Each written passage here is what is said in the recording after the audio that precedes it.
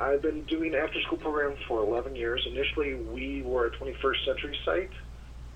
We were able to do funding for 4 years under that grant. After the funding ended, the district did pick up and continue running the after-school program, and that's how we've operated the last 7 years. One of the programs that we've set up and operated is the Tiger Branch, which I've been asked to present to you today. Feel free to interrupt me at any time if you have any questions or if I start getting really boring. Don't be afraid to interject and ask more detailed questions. Let's see how to start. I can't seem to put that exactly where I want it.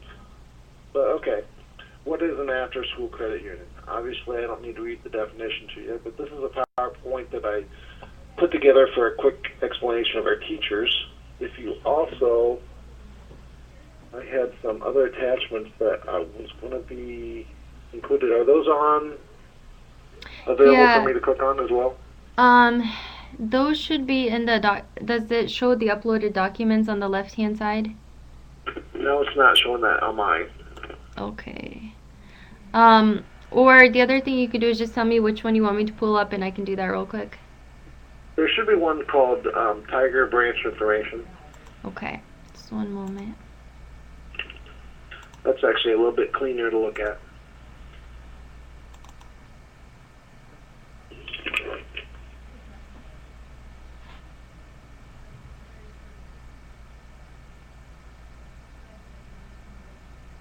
Okay, do you see it? Yes. Okay, great. Okay. So, as I said, we run this Tiger Branch.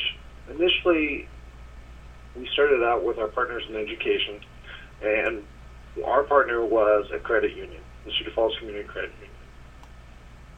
Mr. Capel and I worked out a situation where he actually heard in Wisconsin that they had all these student-run credit unions, but they were in high schools.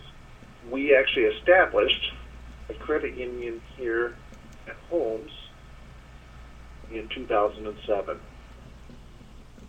It worked pretty well. It was a full credit union. It was insured.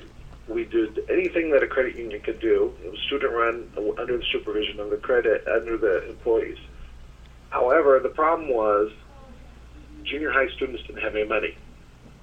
So our transactions were very slow. Hold on a minute. Come on, the conference call. Hey, just sit that right inside the door there. Thank you. Yep, right there is fine. I'll get it when I do it. Sorry about that. So in 2009, we went through a major construction project here at Holmes. So during that time, we looked at it and we decided to revamp it. So what we came up with, instead of using real money, we decided to try to use token money. Something that we could give out readily at the school, have a lot more transactions. It wouldn't be something that the kids would immediately want to spend, because we put the only way you can spend it is actually put it in your account. So this is actually a packet of information we put together for the teachers. So if you look at it, it goes through what a credit union is, history, obviously, what I just covered with you, purposes and objectives. Let's see.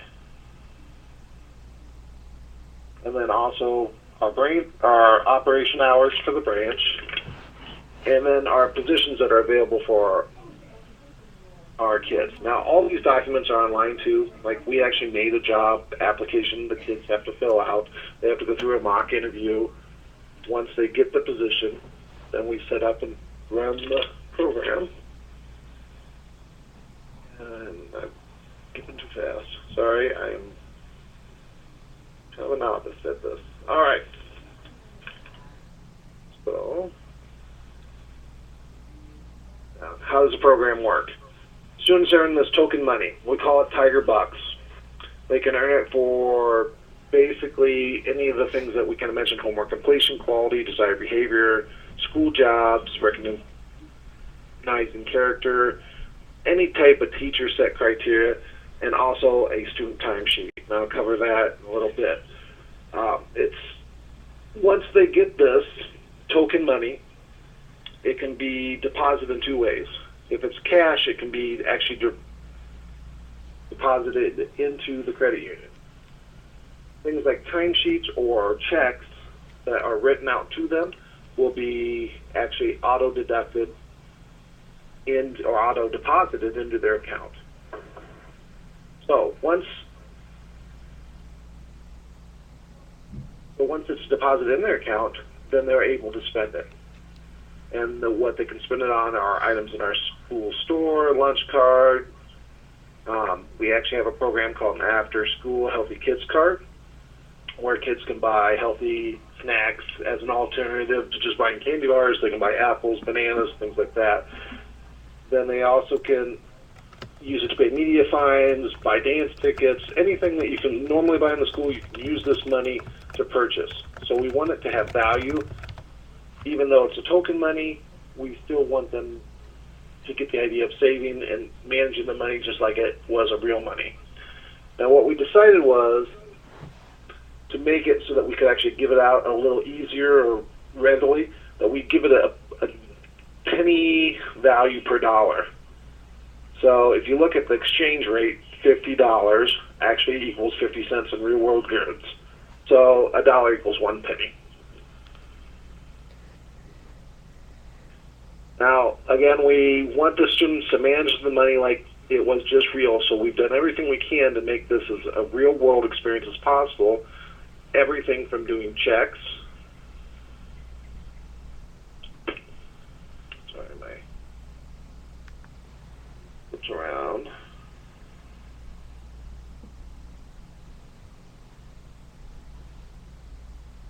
This talks about the Tiger Bucks. And I actually have something I can pull up for you to see that.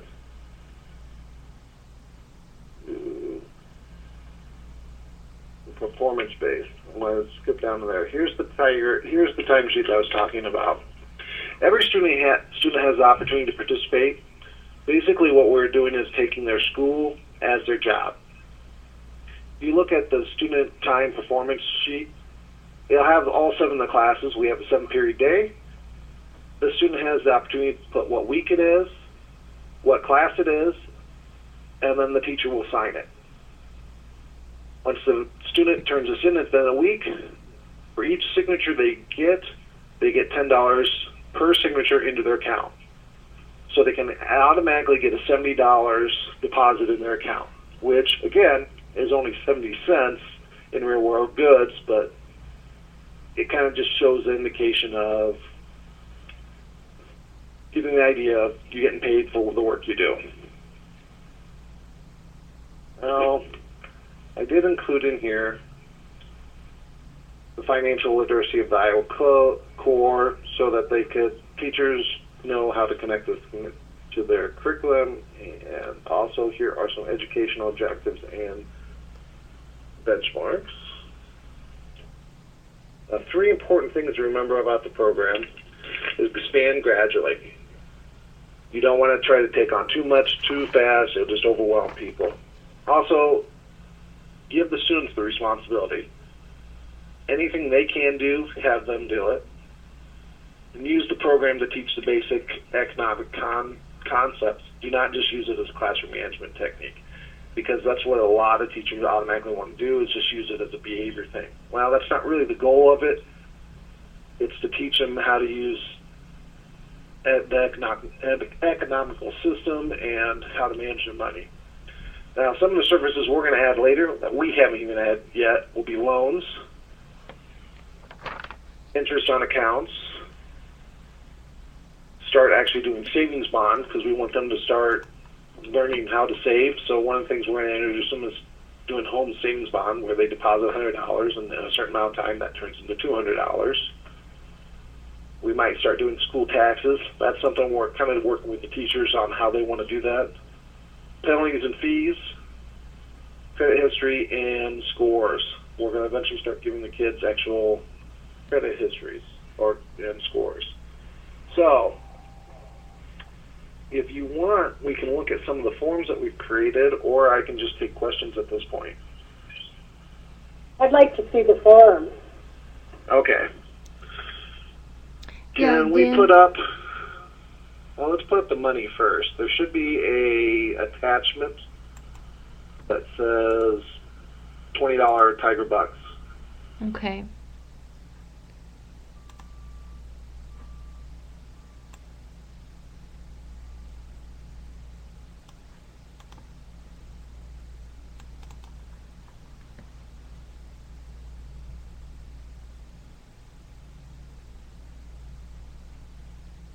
And if anybody wants this stuff, I can send it directly to you through an email.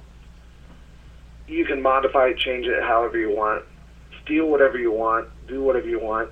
It's open for public domain. That's what I do. I steal everything I do, so you're more than welcome to steal anything I have. Yeah, and So this is, I apologize. I was just gonna say, since we have all the documents, we could also email them out to everybody who was on the call. okay, yeah, that's great. And if you need them, some of them are PDFs. If you need them in a Word so you can actually manipulate them, just let me know. I think it'd be nice if you could put it in Word if you don't mind. Okay, not a problem. All right. So this is the menu that we designed. I actually did this all through the AEA. They actually printed it on this plastic back paper, so it's like can get wet. You can't tear it. It's really nice. And then on the back, what I did was put the buck information. So it kind of talks about how you can earn it and what you need to do with it. Again, they can't use this to buy the goods. The whole idea is that they have to get in the habit of when they have money, they have to deposit in the account. They have to check their balance. They have to use the credit union. We don't want them just to get the money and then try to go spend it. They have to get in the habit of taking it to the credit union. So this is just the dollars that we came up, and this is only for like immediate rewards. You see someone do something particularly outstanding that you want to give them an immediate reward, then you would use something like the cash. Okay. So then what else? What other forms did you want to see? We've got the employment application. We could put that up there. Okay.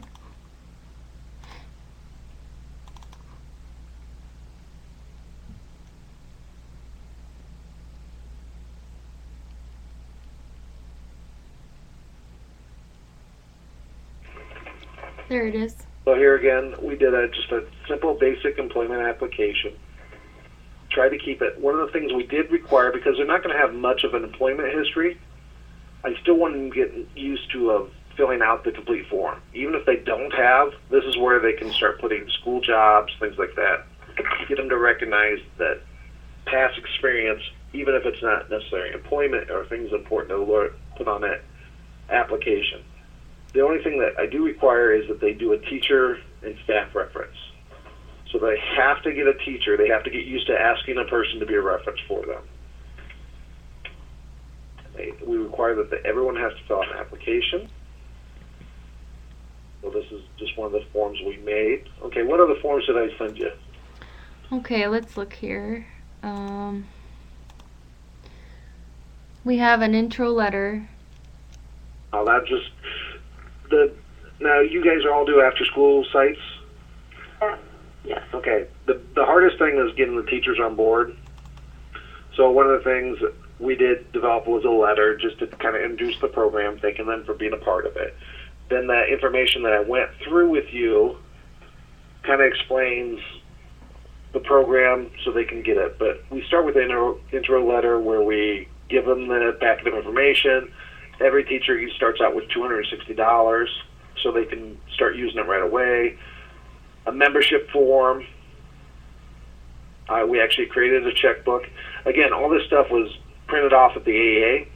They're super cheap. It's pretty easy to print up mass stuff. They can do pretty much anything you want them to do.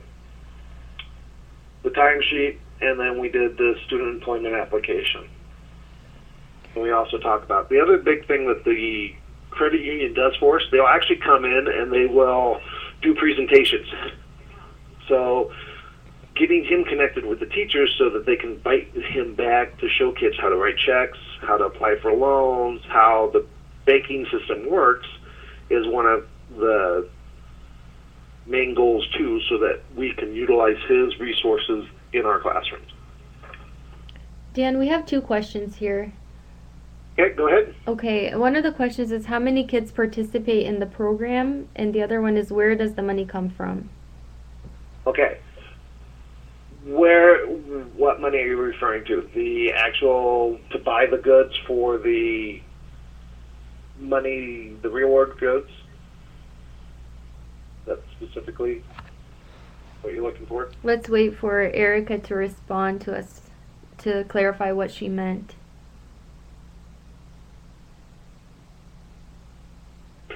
Oh, she says we cut out.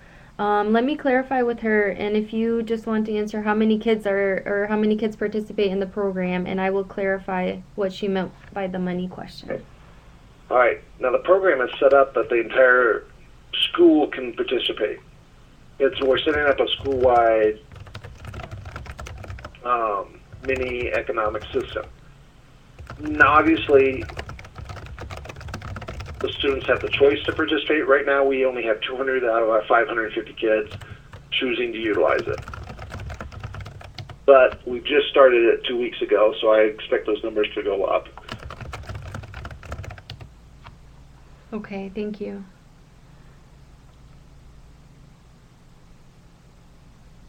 And as far as the money, I'm assuming she's asking, how do we pay for the program?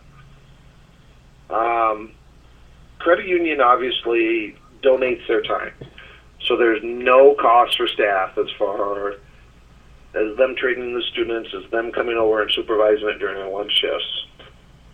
The only cost would be the printing costs. I do that through my program.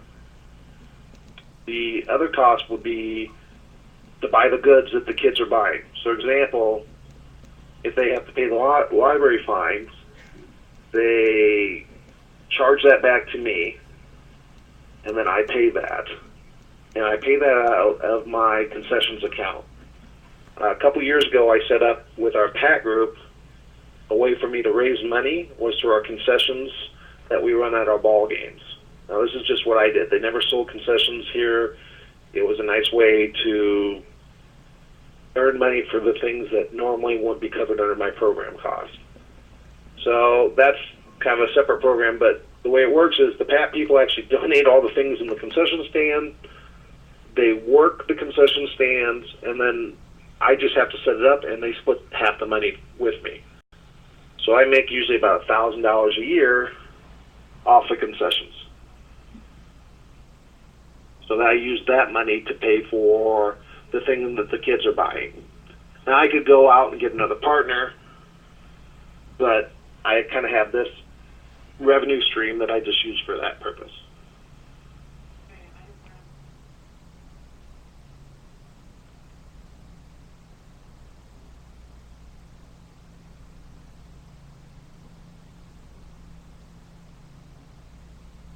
Dan, Yes. there is a follow-up question. Erica would like to know if you are a school staff. Yes.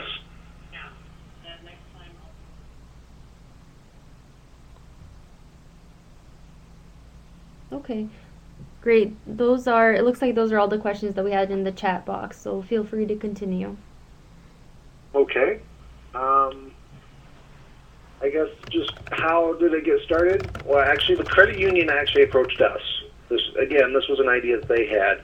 This is not a new concept. Please don't think we invented this, that we came up with this on our own. Basically, what this is a hybrid between an elementary concept and a high school concept. Elementary does this all the time. Usually it's only by classroom, and they're not usually this involved. High school does it, but they do it all with real money. So it's very involved, but it requires the students to have cash in order, or there has to be a lot of transactions in order to make it a valuable enough service so that kids are really getting that learning opportunity. So again, we kind of just try to meld the two together, keep it as much as a real credit union as possible, but use the token system so that we actually have enough transactions to keep the kids busy. Again, funding was pretty easy for us to come up with because I had that revenue stream. One of the things that you could do, if you needed to, is find additional partners that would help fund. A nice sell for this program is the fact that there are a lot of low SES students that can take advantage of this, and that gives them a great opportunity, a way to earn some of the things that they normally wouldn't be able to do because their parents don't have money. Example, I have a little girl that works as one of our tellers, and in the interview I asked her why did she want to work in this position, and she said, one, to gain job experience so that I can, when I go out and apply for a job, I have some experience.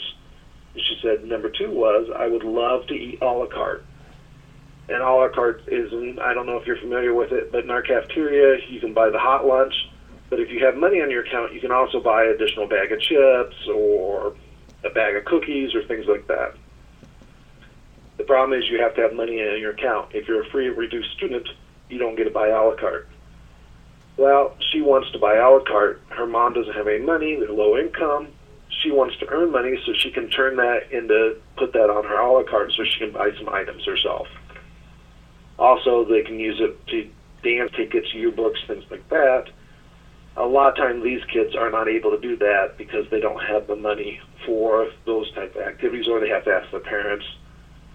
And this gives them a good opportunity just to earn the money themselves so that they can buy the items versus just asking the parents. So it's a good way to funnel some of those funds to these kids that you normally would probably provide some of these things for, but they could actually earn it versus just being it given to them. And the other major piece, as far as why teachers are going to want to do this, is for the financial literacy piece. Again, trying to connect it back to the 21st century so that the teachers are able to have a vehicle to actually practice. Because we all know that the kids are going to actually learn it if they practice it versus just being talked about and not actually putting it into practice.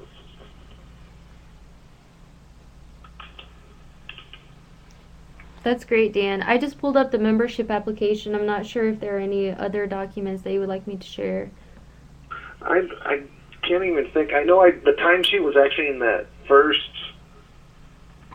information that I gave you. Kind of talked about that. We showed you the money, application, teacher letter. Again, if this is something you're interested in, feel free to contact me directly, and I can even put you in contact with Chad Capel. He's our person that we work with if you're interested in talking to your own credit union. I mean, there's some things I haven't shown you too. There's actually, the kids are going to have, this is if teachers want to apply for money, because we want to track where the money is going and what teachers are using it most. Because obviously, like math, they can use it for conversions, how to balance a spreadsheet, things like that. Every department can use it in different ways, so we want to track who's using it the most, how much money they're getting, and how much money's out there. And because the kids have to turn the money in, we can turn around and recycle that money without having to keep printing more and more. Because the big thing is you don't want kids hoarding the money, because there's no point. And we try and teach them, just like in the real world, if you lose your money, you're out. That's why you want to take it and put it in the credit union. We actually use our student IDs too as debit cards. We actually purchased a system. The credit union purchased a system so we can scan it, and we'll track it like a debit card. I kind of lost my train of thought. Let's see, what else? And just to clarify, is Chad, that's the person from the credit union? Correct. Okay. Chad Capel. Great. And his contact information is actually probably back in that introductory letter. Okay, I can pull that up again.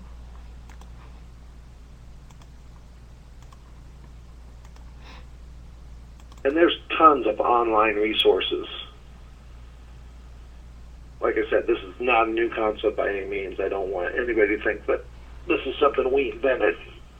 We've just took the pieces that we felt worked best for our building and developed it to work for us. There's his contact information right down there. And what are some of those resources? If you just type in student-run credit union, you're going to have page after page of different credit unions being run across the country. And that's kind of one of the things I looked at on what they did, the forms they created, and then just developed my own. That's great. Thank you. Now, one other thing to talk about would be one of the biggest groups that really utilize it in our schools is our special education department. Now, it's been written in their IEPs for some of them. So the special ed department has really adapted, really liked the concept because they tend to use a reward system as part of the educational plans, especially with dealing with behaviors. So if you start something like this, you'll really find that group will really tend to, what's the word I want to use? Gravitate towards it, or will want to utilize it. And again, it's actually written into some of their IEPs as far as the teacher has to use it, or that they want to use it to track behaviors and give kids rewards. One of the special ed teachers is actually giving them jobs so that they can get paid on a regular salary. So they get practice from doing timesheets, and it's going out, anything from going out to pick up trash to sweeping the hallways, things of that nature.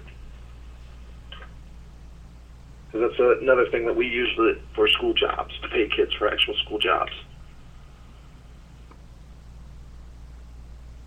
Great.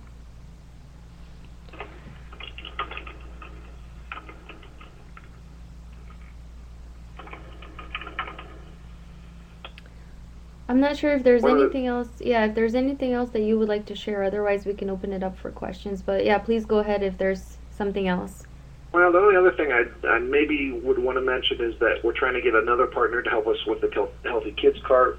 I'm trying to get a local grocery store to actually operate that aspect for us, where they will come in and help kids with the inventory, how to stock it, doing spreadsheets on sales and things of that nature. Again, try to have the kids do as much as they possibly can. The nice thing with the token money, if there's a mistake, you're not going to have someone going to jail over it. It's token money, so we can be a little more lax on the adult supervision and let kids do things on their own, because if they do make a mistake, it's easily fixed, and we're not worried about them just pocketing $100 of actual cash in their pocket. Again, it's token money. The only way they can use it is to deposit in an account. We can even catch, if some student decides that they want to try to embezzle, it's going to be real obvious when all of a sudden they have large sums of money being deposited in their account. If it was real cash, they could take it outside the school and spend it, and there would be no way to track it. So, that's just another way that we turned it so that it's more advantageous to let the students do even more stuff than they might not be able to do if it was just straight actual currency. So, any other questions? I'll be free to answer. Yes. Otherwise, I think I pretty well exhausted my speaking ability. Thank you. We do have one question here in the chat box, which is: do you have any child labor laws when using them for jobs? Not to my knowledge, because they're just classroom jobs. So like cleaning bulletin board, we're not having them climb ladders or working in 8-hour days. It's during the school time. So is it one part of the... I'm sorry. Technically, you could say it's child labor when we make a kid pick up a piece of paper on the floor.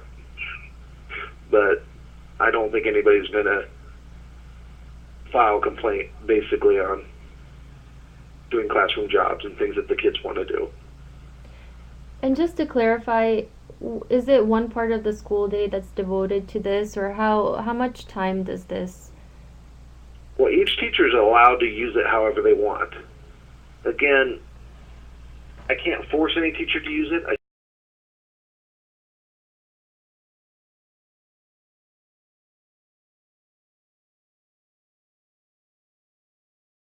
They choose to do it through the timesheet.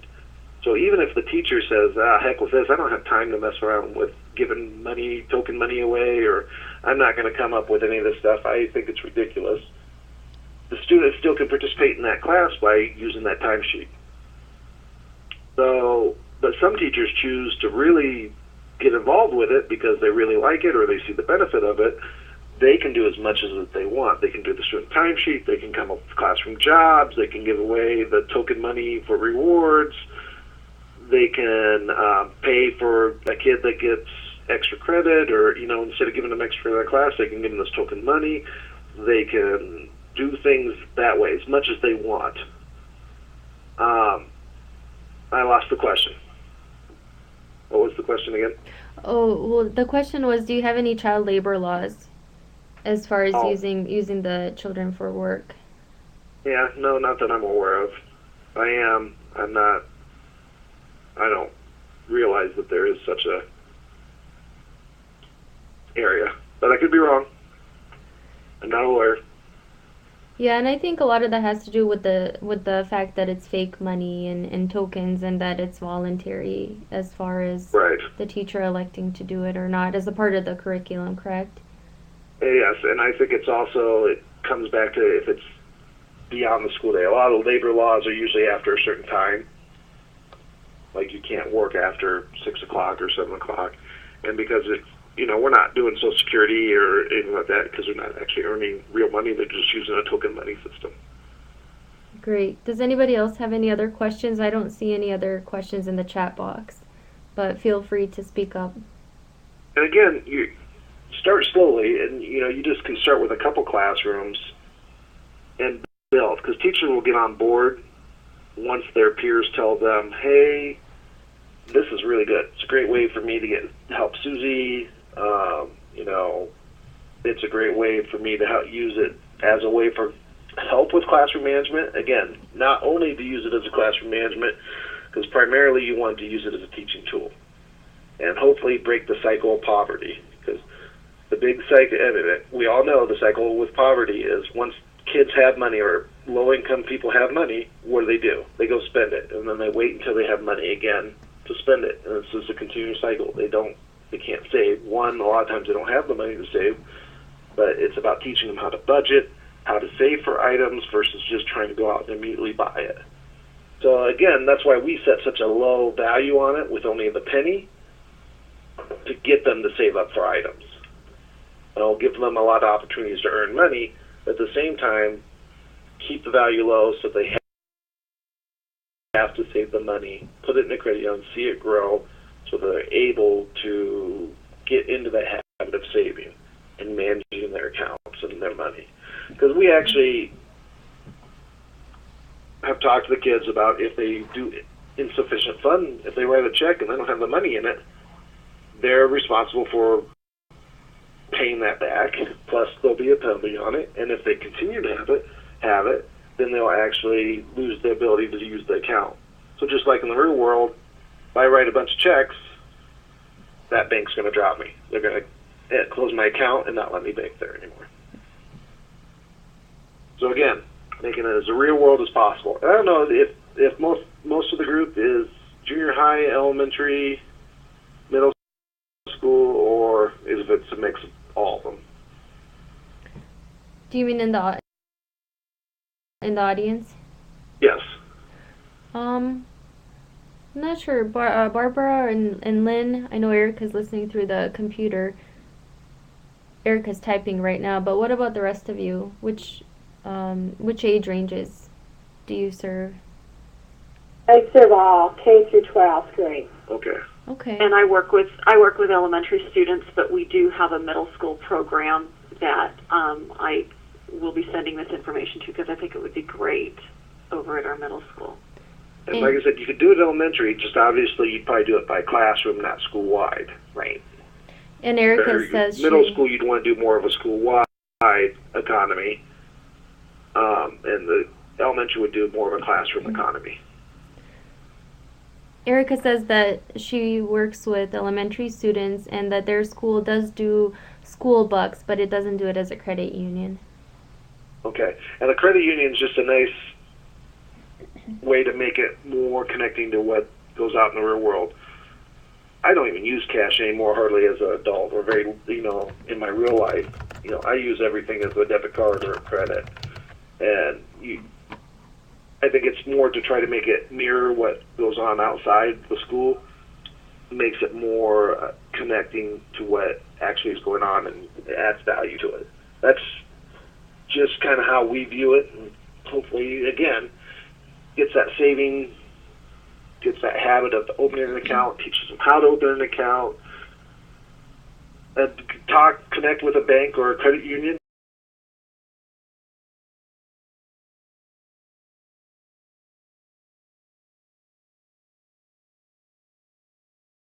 Practical skills that you can give those kids and learning opportunities. So that's kind of how we do it. Great. Do we have any other questions?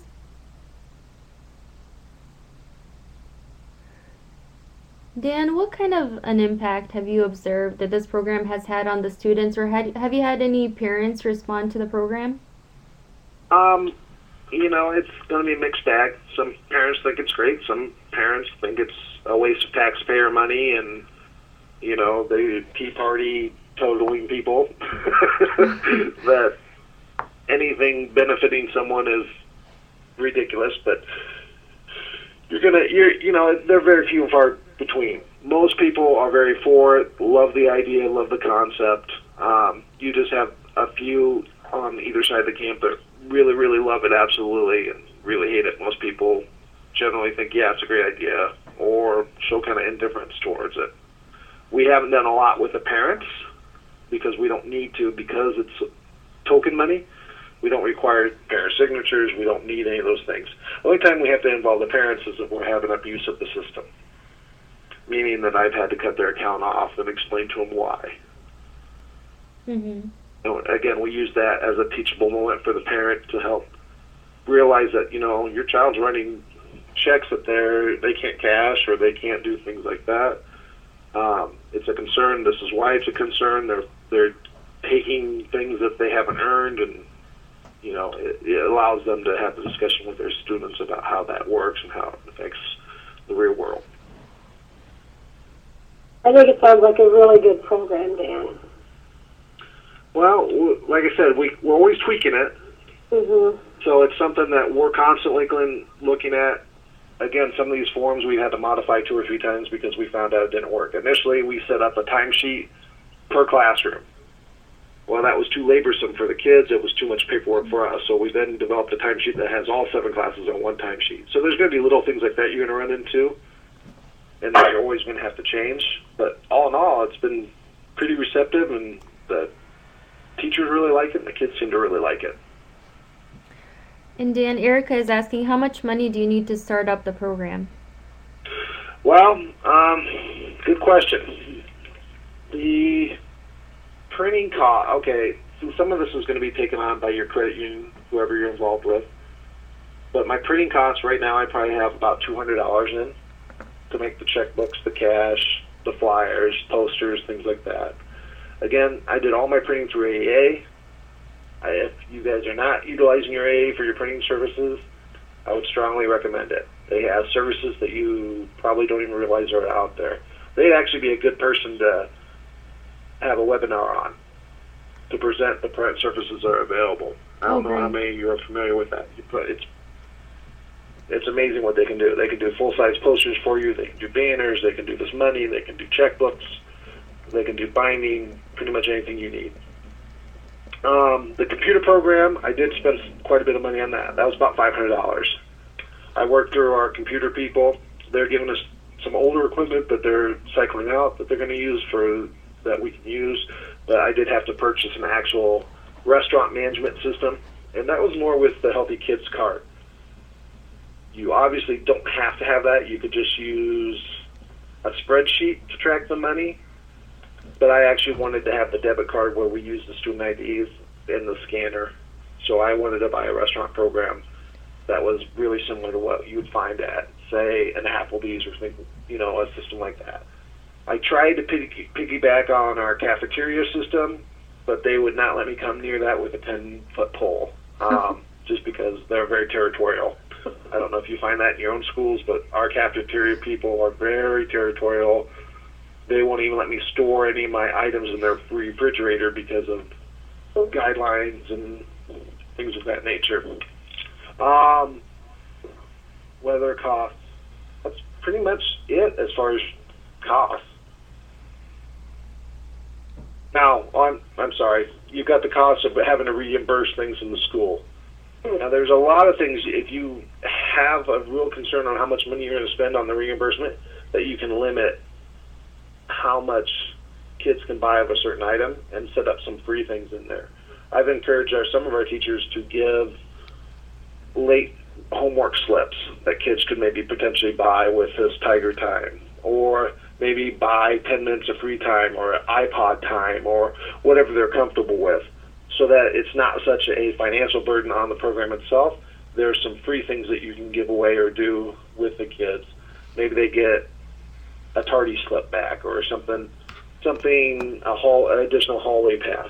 A lot of teachers only let kids have 2 hall passes a whole semester. Well, that's great if you never have to go to the bathroom, but maybe some kids want to buy additional bathroom passes or things like that. So there's ways you can keep your costs down that way. Generally, I have to spend about $500 to $600 out of my concessions account to cover those incidental things. The media person, I've kind of worked it out. It's not the fines and stuff. It's not anything she needs to have. It's just to teach the kids the value of the media fines. And as long as it's being done through the Tiger dollars, that's really a cost I can just cut off or cut back. And I just help her in other ways as far as raise money for the media center if she's got need,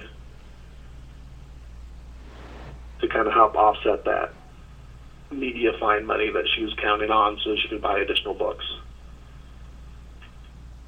Great. Thank you. And then the other factor is to think of, like, I do the yearbook here. I do it as a club, as our after-school program. So the yearbook actually only costs me $7 to print off, but we sell them for $15. So it really only costs me $7 for a $15 item. So some of that is going to help offset. You're getting a lot more things that kids can buy, and it's not costing you that much. And you just have to look at that.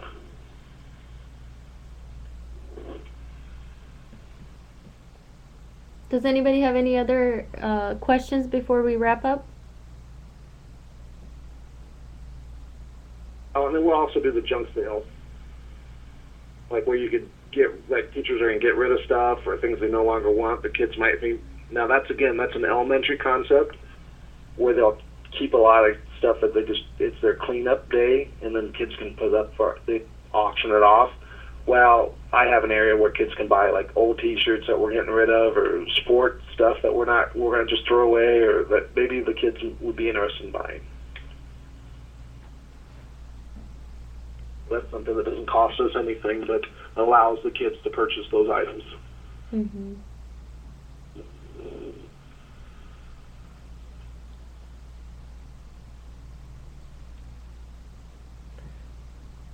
Is there anything else you would like to share, Dan, or any other questions? I don't think so. Again, give me a call or send me an email, whatever you want, if you have any questions that you don't want to talk about over online, or that you just are starting up and you run into a problem. I can send you most of this stuff through Word. A lot of the stuff I developed actually on Microsoft Publisher, and if you're not familiar with that, it's a really easy way to create some business-looking forms with your logos and things like that. I did a lot of that in there, so it'd be harder for me to send it if you don't have that particular program, because you won't be able to open it and modify it. But if you do have Microsoft Publisher, you'd be able to open it up and then change it for whatever your purpose you want it. Yeah, Dan, I'm sorry, Barb. I have Microsoft Publisher, so that'd be fine. Okay. Okay, so Dan, if you want to just email me the documents in the Word format or the Publisher format, and I have everybody's emails, I can just go ahead and distribute that for you. All right, will do. Thank you, Dan. Anything else you guys need or questions? Like I said, just feel free to contact me. Great. Thank you so much for presenting today. This is a really interesting program and quite a unique partnership. I have not heard of anything like this before, so I think it's really unique, and it sounds like it's having a really big impact in the school. So thank you for sharing that with all of us, and thank you all for joining us today. Yes, and thank you for your time. Appreciate you guys listening.